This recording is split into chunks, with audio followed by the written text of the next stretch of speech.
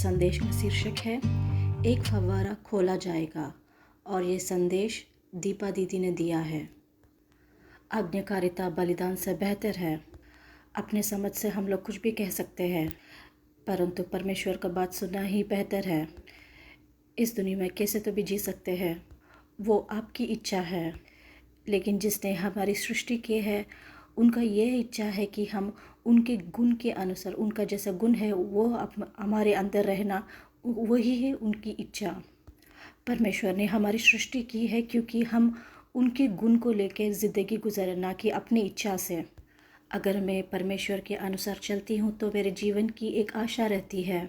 अगर मैं मनचाहा अपनी ज़िंदगी को गुजारती हूँ तो वहाँ पे कोई आशा नहीं रहता है। जब तुम्हारी मर्ज़ी रहती है जीवित रहना चाहती हो, और जब तुम्हारी मर्ज़ी रहती हो मरने को सोचते हो। अगर तुम खुश हो तो खुश रहना चाहते हो, परंतु जब दुख रहता है, कष्ट रहता है, बाधा रहता है तो तुम सोचते हो कि क्यों मैं जीवित हूँ। इसका मतलब क्या है? आपका व्यवहार आपका किस्मत को बदल देगा। तुम लोग विश्वास करते हो ना? दूसरों के ऊपर निंदा मत डालो। तुम्हारी वजह से ही मेरा जीवन ऐसा है, तुम्हारी वजह से ही मैं ऐसी हूँ। जिस तरीके का आपका सोच है, व्यवहार है, वो आपकी किस्मत को बदल देगा। एक और बात भी है, तुम्हारे मुंह से निकली हुई हर एक बात आपकी किस्मत को बदल देगा। किसी के पास जाने की आवश्यकता नहीं है। जिस तरह से आपके बात करने का तरीका है, आपका व्यवहार है, आपके सोचने का तरीका है, वो आपकी किस्मत को बदल देगा। हर एक व्यक्ति का व्यवहार और सोच परमेश्वर जानते हैं। उनके विचारों को परमेश्वर जानते हैं। तुम्हारे विचार और तुम्हारे रहस्य तुम्हारे पास रह सकते हैं, परंतु जो मुझे देख रहे हैं वो सब कुछ जानते हैं मेरे बारे में। आकाश और पृथ्वी टल जाएगी, परंतु मेरी बातें कभी ना टलेगी। वो पाप हो सकता है या फिर आशीर्वाद हो सकता है, वो श्राप हो सकता है या फिर आशीर्वाद हो सकता है। एक व्यक्ति मरने के बाद भी उसका श्राप जिंदा रहता है। एक व्यक्ति मरने के बाद भी उसका आशीर्वाद जिंदा रहता है। आज वही दीपा दीदी बात कर रही हैं। आपके समय को आप किस प्रकार से दुरुपयोग कर रहे हैं। जो चीज़ें ज़रूरी नहीं है उसके ऊपर समय को बर्बाद करते हैं। अनावश्यक बातों पर उसका दुरुपयोग करते हैं। दूसरों की बात सुन के उसके ऊपर दुरुपयोग करते हैं। जहाँ चाहे वहाँ पे बैठ जाते हो, तुम्हारे विचारों को लेके बैठ जाते हो, तुम्हारे वचन में तुम भटक जाते हो, तुम्हारे सोच में भटक जाते हो। कहाँ पे बैठे हो तुम? तो फिर किसके लिए प्रार्थना करते हो तुम? किसके लिए और क्यों प्रार्थना करते हो तुम? कहाँ जाके बैठे हो तुम? बताओ अभी। तुम्हारे विचार में तुम कहाँ पे बैठे हुए हो? दीपा दीदी कह रहे हैं कि उनके प्रश्नों को हम उत्तर देना चाहिए। इतने दिन वचन सुनने के बाद तुम्हारे जीवन में तुम किस तरह का बर्ताव देख रहे हो, परिवर्तन देख रहे हो? जिस तरह से तुम्हारे बातें हैं उसमें परिवर्तन दिखाई दे रहा है क्या? जिस तरह से तुम बदल रहे हो उसमें परिवर्तन दिखाई दे रहा है क्या? सुबह अच्छे रहते हो, परंतु रात होने से क्या हो जाता है तुम्हें? रहना चाहती हूँ परंतु रह नहीं पा रही हूँ, करना चाहती हूँ परंतु कर नहीं पा रही हूँ। क्या तुम उसी में हो? कब उठ के खड़े होगे तुम? कब खड़े हो सकते हो तुम? परमेश्वर मेरा इंतज़ार कर रहे हैं कि मैं कब उठूँगी। मैं इस वचन को जानती हूँ, वो ज़रूरी नहीं है। अगर तुम कह रहे हो कि तुम वचन को जानते हो, तब तुम्हारे जीवन में परिवर्तन होना चाहिए और वो परमेश्वर को दिखाई देना चाहिए। कब परमेश्वर उसको देख सकते हैं? जो वचन को तुमने सुना है, उसको ग्रहण किया है, अगर तुम्हारी ज़िंदगी में तुम परिवर्तन को देख रहे हो, तब परमेश्वर ग्रहण कर सकते हैं। तब कैसा होगा? तब मेरी ज़िंदगी में एक नदी का प्रवाह होगा। तब तुम्हारे जीवन में एक नदी बहेगा। तब तुम्हारी ज़िंदगी में फव्वारे बहाएंगे। तब तुम्हारे पेट से फव्वारे बाहर आएंगे। जो वचन मैं कह रही हो, अगर वो सिर्फ तुम्हारे कानों को सुनाई देता है तो वो अच्छी बात नहीं है। जो बात मैं कह रही हूँ तुम्हारे हृदय को सुनना चाहिए, ना कि तुम्हारे कानों को। तुम कह सकते हो कि वचन सुनने से ही विश्वास बढ़ता है, ऐसा वचन कहता है। तुम कह सकते हो कि ये रोमियो 10:17 में लिखा है। सिर्फ वचन सुनने से अगर आपका विश्वास बढ़ता है तो उस विश्वास को आपके हृदय में होना चाहिए, वो वचन को आपके हृदय में होना चाहिए, तभी वो विश्वास बाहर आएगा, तभी दिखाई दे सकता है। तब तक मैं नहीं देख सकती हूँ। इसलिए वचन कहता है कि एक एक फव्वारा खोला जाएगा। किस फव्वारे की बात हो रही है? फव्वारे के मतलब क्या है? जीवन की नदियाँ बहने का मतलब है सिर्फ वचन को सुनकर जाना नहीं है। वो नदी कैसा है तुम्हें वो स्वाद करके देखना है। एक फव्वारा खोला जाएगा, इसका मतलब क्या है? किसके लिए उस फव्वारे को खोला जा रहा है? तुम किस प्रकार परमेश्वर को क्रूस पे फिर से डाल रहे हो, उसको आपको जानना है, एहसास करना है। जब तुम ये फव्वारे की बात हो रही है तो तुम सुन रहे हो, तुम ग्रहण करो कि तुम किस प्रकार परमेश्वर और यीशु को क्रूस पे चढ़ा रहे हो। जो मैं प्रश्न पूछ रही हूँ उसका जवाब यह होना चाहिए कि सब लोगों को यह कहना है कि हाँ ये सही है, हाँ ये सही है। तुम अपने विचारों से पर यीशु मसीह को क्रूस पे चढ़ा सकते हो, अपने बर्ताव से क्रूस पे चढ़ा सकते हो। जिस तरीके से तुम्हारा सोच होता है उसमें से तुम यीशु को क्रूस पे चढ़ा सकते हो। तुम यीशु को फिर से क्रूस पे चढ़ा रहे हो, ये तुम्हें याद होना चाहिए।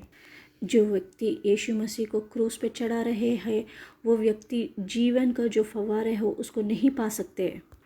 तुम्हें खुशहाली की जीवन चाहिए, घर में समाधान होना चाहिए, अच्छा स्वास्थ्य होना चाहिए, जो कुछ भी तुम चाहते हो वो होना चाहिए, ये सब होना चाहिए।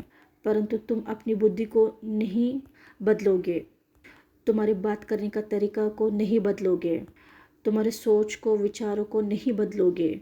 यह सब कुछ इस दुनिया में है तो तुम किसकी आराधना कर रहे हो? क्या तुम इस फव्वारे का महत्व को जानते हो? ये सब पापों को धोने का फव्वारा है। शुभ समाचार का मतलब ये नहीं है कि यीशु मसीह इस दुनिया में आए हैं, क्रूस पे चढ़े और फिर से ज़िंदा हुए। यह शुभ समाचार नहीं है। परंतु तुम लोग नहीं उठ रहे हो ना। वे तीसरे दिन उठ गए थे और तुम उस पर विश्वास करते हो। परंतु परमेश्वर को जानना है कि क्या तुम उठे हो। ऐसे वचन कहता है उठने का मतलब है अगर तुम उस फव्वार से धोए जाते हो तभी उठ सकते हो। इससे धर्म को कोई लेना देना नहीं है। इस दुनिया में इस वचन को कोई भी सुन सकता है।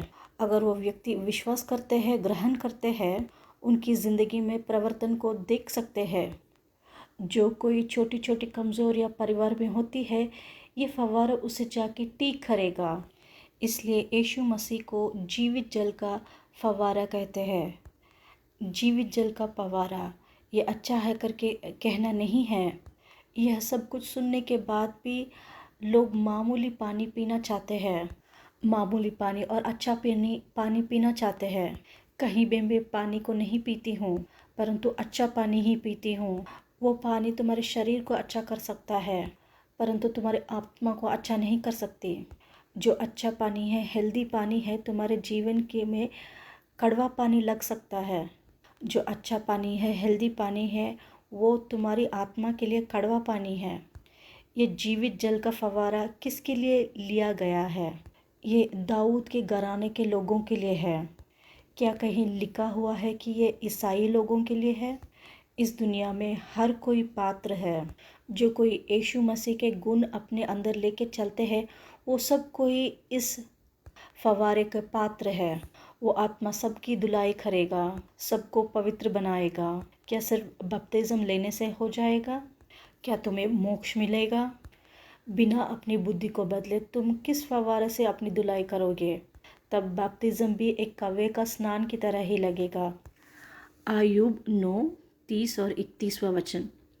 चाहे मैं हिम के जल में स्नान करूं और अपने हाथ कार से निर्मल करूं तो भी तू मुझे गड्ढा में डाल ही देगा और मेरे वस्त्र भी मुझसे गिलाएंगे। तुम अपने सोच के अनुसार बात कर सकते हो और कह सकते हो कि मैं सही हूँ और तुम कहते हो कि तुम सही बात कर रहे हो। यही इस वचन में लिखा हुआ है और कह रहा है ये वचन। तुम अपने आप को साबुन में से तुम्हारे हाथ को साफ कर सकते हो परंतु वो ऐसा है कि वे गड्ढे में ही अपने वस्त्र को गिलाएंगे। इसका मतलब है कि तुम अपने विचारों के अनुसार ही तुम्हारे अपने जीवन को जीना चाहते हो। तुम कह सकते हो कि तुम परमेश्वर में होकर के सब कुछ कर सकते हो और ये सब ऊपरी है। मैंने चर्च के लिए ये किया वो कह करके तुम कह सकते हो। यह सब कुछ करने का मतलब है कि गड्ढे में ही डाल देंगे। तुम अपने वस्त्रों को ही डालना चाहते हो, परंतु जो वस्तु परमेश्वर देना चाहते हैं उसके लिए तुम प्रयास नहीं कर रहे हो। गौरवशाली वस्त्र की तुम्हें इच्छा नहीं है।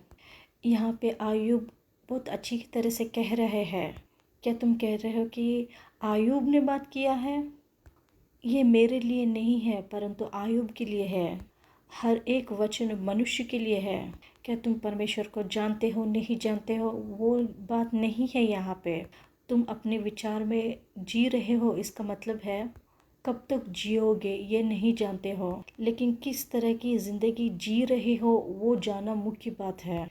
क्या तुम खुशी की जीवन जी रहे हो? क्या तुम समाधान से जीवित हो? तुम जहाँ कहीं देखो क्या तुम्हारे अंदर में समाधान है? क्या मेरी वजह से दूसरा व्यक्ति खुश है, या फिर मुझे देख के लोग डर के भाग जा रहे हैं? यही मेरा सीमा चिन्ह है, लैंडमार्क। तुम्हारा सीमा चिन्ह इस दुनिया में है। तुम इसमें से बाहर आओ। इस दुनिया से ही परमेश्वर लोगों को ले रहे हैं। क्यों इन लोगों से परमेश्वर अलग कर रहे हैं, दुनिया से अलग कर रहे हैं? क्योंकि यीशु मसीह के ऊपर इस दुनिया को विश्वास नहीं था। ये दुनिया विश्वास नहीं करेगी, परंतु जो व्यक्ति इस दुनिया से अलग किया है वो विश्वास करेंगे। इस दुनिया के लोगों को विज्ञान के ऊपर पकड़ हो सकता है, लेकिन जो लोगों को इस दुनिया से अलग किया हुआ है, विज्ञान कहाँ से आया है उसके ऊपर पकड़ होता है। परमेश्वर पूछ रहे हैं कि क्या तुम एक कपड़े से पानी को ले सकते हो, पकड़ सकते हो, या फिर तुम कहोगे कि विज्ञान के अनुसार ये नहीं हो सकता। परमेश्वर का ज्ञान अलग ही है। इस दुनिया के ज्ञान से तुम अच्छा पैसे पा सकते हो, परंतु परमेश्वर के ज्ञान से तुम्हारे अंदर अच्छा मनस्तत्व आ सकता है, अच्छा विवेक आ सकता है, अच्छा सोच, अच्छा बर्ताव तुम्हें मिल सकता है। ये सब कुछ तुम पा सकते हो। इस परमेश्वर के ज्ञान से तुम इस दुनिया में कहीं भी संतुष्ट का जीवन गुजार सकते हो, परंतु इस दुनिया के ज्ञान से तुम कहाँ तक जीवित रह सकते हो? अहंकार के साथ तुम जीवित रह सकते हो, गर्व से रह सकते हो, मुझे सब कुछ पता है करके जीवित रह सकते हो, परंतु परमेश्वर का ज्ञान मुझे वास्तविकता में चलाएगा। क्या भ्रम है, क्या वास्तविकता है, तुम कैसे जान सकते हो? परमेश्वर का ज्ञान जो अच्छा है बुरा है उसका अंतर बताएगा तुम्हें। जो मनुष्य की दृष्टि में श्रद्धेय है वह परमेश्वर की दृष्टि में घृणित है। इस दुनिया का ज्ञान कहेगा कि तुम ऐसे रहो, परंतु जो व्यक्ति तुम्हें वो बात कहता है वो खुद नहीं रहता। इस दुनिया में सिर्फ लोग उपदेश को ही कहते हैं, परंतु परमेश्वर का ज्ञान मुझे अनुभव का ज्ञान देगा। उसको ही जीवित जल का फव्वारा कहते हैं। उस फव्वारे को बाहर निकालना है। उस फव्वारे को क्यों बाहर निकाला गया है? वो फव्वारा परमेश्वर का ज्ञान है। वो फव्वारा परमेश्वर का ज्ञान है। सिर्फ अच्छा उपदेश देना ही नहीं है। परमेश्वर के ज्ञान से अगर वो फव्वारा बाहर आ रहा है, हर एक व्यक्ति के हृदय को हिलाता है। परमेश्वर का वचन हर एक व्यक्ति को प्रभावित करना है, परंतु इस दुनिया के लोग जो अच्छा है, पॉजिटिव है उसको नहीं लेते हैं, लेकिन जो बुरा है, नेगेटिव है उसको ही लेते हैं। जो अच्छा है उसको नहीं बताते हैं, परंतु जो बुरा है हर एक व्यक्ति को बोलना चाहते हैं और सबको दिखाना चाहते हैं, परंतु लोग भी उसी पर विश्वास करते हैं। ये सब कुछ परमेश्वर को पसंद नहीं है। परमेश्वर को हर एक व्यक्ति के जीवन में होना ज़रूरी है। तुम्हारे माता पिता कहाँ तक तुम्हारी सहायता कर सकते हैं? तुमने ही किया है ना, और तुम अभी भुगतो करके कहेंगे। तुम्हारे मित्र क्या कहेंगे? हाँ हो गया ना, अभी उसको छोड़ो। अगर तुम अपने भाई बहन को तुम्हारे कष्ट को बताते हो तो क्या बताएंगे? हाँ ये हमारी किस्मत है, छोड़ दो करके कहेंगे। यहाँ पे बाहर निकालने का कोई रास्ता नहीं है, बाहर आने का मार्ग नहीं है। तुम्हारी ज़िंदगी एक मेज़ की गेम की तरह है। कैसे बाहर आना है, कैसे जानोगे तुम? ये गेम कैसा हो सकता है? हाँ मैं इसमें से बाहर आ सकती हूँ करके तुम सोच के चलोगे। तुम्हारे अंदर अति आत्मविश्वास हो सकता है कि तुम बाहर आओगे, परंतु तुम कभी भी नहीं बाहर आ सकते हो। तुम्हारे सोच और विचार भी तो वो मेज़ की गेम की तरह ही है, बाहर आने का मार्ग नहीं है। अगर तुम परमेश्वर के ज्ञान में हो और तुम अपने मुंह से कहते हो कि हाँ मैं बाहर आ सकती हूँ, तब तुम्हें वो शक्ति मिलेगी, तुम्हें बाहर आने का मार्ग दिखाई देगा। ये परमेश्वर का ज्ञान है, तुम्हें इसको खरीदना चाहिए। कैसे खरीद सकते हो तुम परमेश्वर के ज्ञान को? सिर्फ आज्ञाकारिता से ही तुम उसे पा सकते हो और खरीद सकते हो। कि मैं आप लोगों को एक विषय को बताऊं? आज्ञाकारिता को जब हम लोग अपने मुंह से बोलते हैं तो बहुत आसान लगता है, परंतु जब हम लोग उसकी अपनी ज़िंदगी में करते हैं तो हमें बहुत कष्ट होता है। आज्ञाकारिता को लोग सिर्फ अपने मुंह से बयान करते हैं, परंतु प्रस्तुत करने को महत्व नहीं दे रहे हैं लोग। मुझे आशीर्वाद चाहिए, मैं प्रार्थना करूँगी, उपवास रहूँगी, इतने सारे लोग को मैं भोजन दूँगी। ये सब कुछ किसको उपयोग है? ये सब कुछ तुम्हारी महानता को सिर्फ दिखाने के लिए है। अगर तुम्हारे सोच में और बातों में परिवर्तन नहीं है तो तुम्हारे बयान में ही परिवर्तन आ रहा है, तुम्हारे बयानों में ही बदलाव है। यहाँ पे कितने सारे लोग आप जैसे कहोगे मैं ऐसे ही करूँगी करके कहते और चूक जाते हैं, फेल हो जाते हैं। जो कुछ आप कह रहे हैं मैं सुनूंगी करके कहते हैं, मैं ऐसे ही मेरे जीवन को गुजारूंगी करके तुमने बयान दिया है। परमेश्वर तो दिखाई नहीं देते, कहीं ही रहते हैं। बड़ा कोई कुछ भी नहीं करेंगे। अगर मैं एक सॉरी कहूँगी तो क्षमा कर देंगे। क्या तुम ऐसे सोच रहे हो? क्योंकि तुम्हारा परमेश्वर यहोवा भस्म करने वाला आग है, वह जल उठाने वाला परमेश्वर है। जो कुछ भी तुमने बयान दिया है परमेश्वर को, अगर तुम उसको करते हो तभी तुम्हारे लिए अच्छा है। अगर तुम उसको नहीं करते हो तो परमेश्वर आपको देख लेंगे, तो परमेश्वर उसको करेंगे। वो परमेश्वर करेंगे, लेकिन वो आपकी ज़िंदगी में एक पाप ही रह जाएगा। तो फिर अच्छा है कि तुम उस मार्ग को नहीं जानो। आयुब 9:30-31 में कह रहे हैं, मैं अपने खुद की सोच में ही उसको धुलाई करूँगी, शुद्ध करूँगी। जो कोई इस फव्वारे के पास आते हैं वो अपने आप को घटा के आते हैं। अगर तुम इस फव्वारे के पास आके अपने आप को घटा सकते हो तभी तुम इस फव्वारे को पा सकते हो, तभी तुम अपने गुस्से के ऊपर काबू पा सकते हो। इस फव्वारे को आप प्रामुख्यता दे रहे हैं, इसलिए आपके मुंह से कुछ गंदी बात नहीं निकलती। इस फव्वारे का लक्षण है, जो कोई इस फव्वारे के पास आके आज्ञाकारी रहते हैं तो उनको ही पहले रक्षा करेंगे परमेश्वर। शालोम।